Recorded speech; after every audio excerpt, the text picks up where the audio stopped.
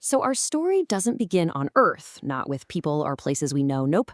We're starting at the very, very top, right in the heart of heaven, where a bet is about to be made, a bet that's going to test the very foundation of faith itself.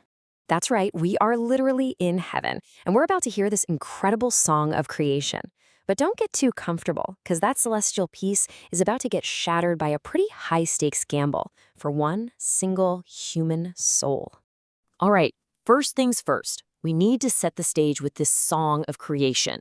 We're about to see the universe through the eyes of the archangels, and let me tell you, it is a vision of absolute, perfect, divine order.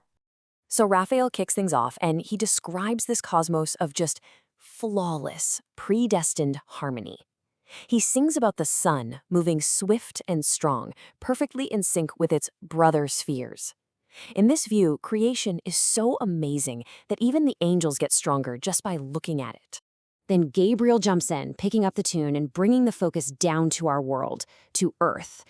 He describes this powerful rhythmic dance, this constant sway from radiant noon to deepest night.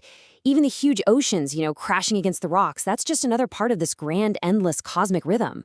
And Michael, he adds the final powerful piece. He talks about what we might see as total chaos, like violent tempests and storms. But from the angelic point of view, even those forces are just another link in a living chain of power, and they all ultimately bow before a gentle, holy presence. So what's the big takeaway here? It's this unified worldview the archangels have. They see a cosmos of absolutely flawless harmony. Everything, from the path of the sun to a flash of lightning, is all part of this perfect divine plan that just glorifies its creator. It is an absolute vision of perfection. A perfect, harmonious universe, right? Well, not everyone's buying it. All this beautiful praise is about to be interrupted by a very, very different voice. And here he is. Enter our cynic at the gates, Mephistopheles. And he doesn't arrive with a big roar or anything. Nope, he shows up with a yawn and a complaint, ready to offer a profoundly different take on, well, on everything. Mephistopheles just completely dismisses all that talk of suns and planets. You can almost hear him yawn. He finds it boring. His focus is laser sharp, right on humanity, and what he sees isn't glorious, it's pathetic. He just sees mortals fretting, totally misusing their reason, and just being consumed by a bestial pride. And this, right here, this puts the two worldviews head to head. On one side, you've got the archangels, seeing these glorious works fashioned in eternity. And on the other, Mephistopheles just sneers, calling humanity a poor god, just as flawed and queer as the day they were made. It is a stunning contrast. Divine perfection versus human patheticness. Okay, so this huge philosophical argument about the universe and humanity, it's about to zoom in, weigh in. The debate shifts from the general state of humanity to the very specific case of one man, Boniface. So who is this Boniface guy? Well, in the Lord's eyes, he's a simple monk, but he's been given this huge, divine mission.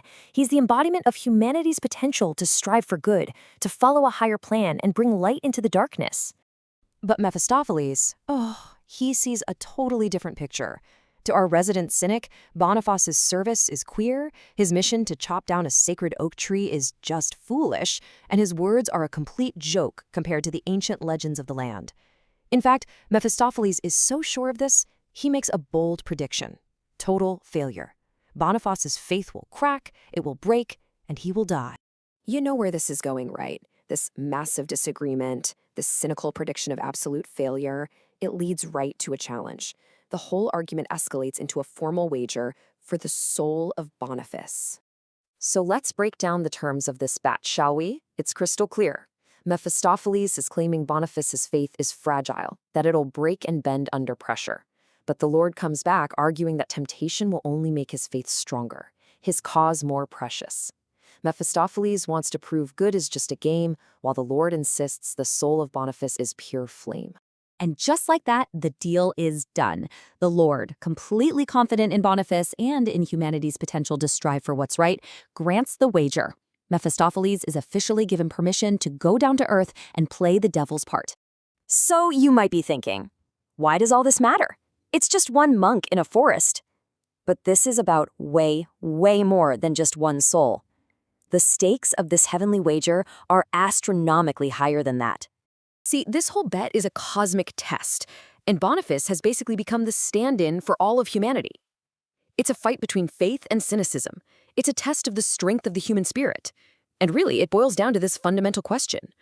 Are we defined by our flaws, the way Mephistopheles believes?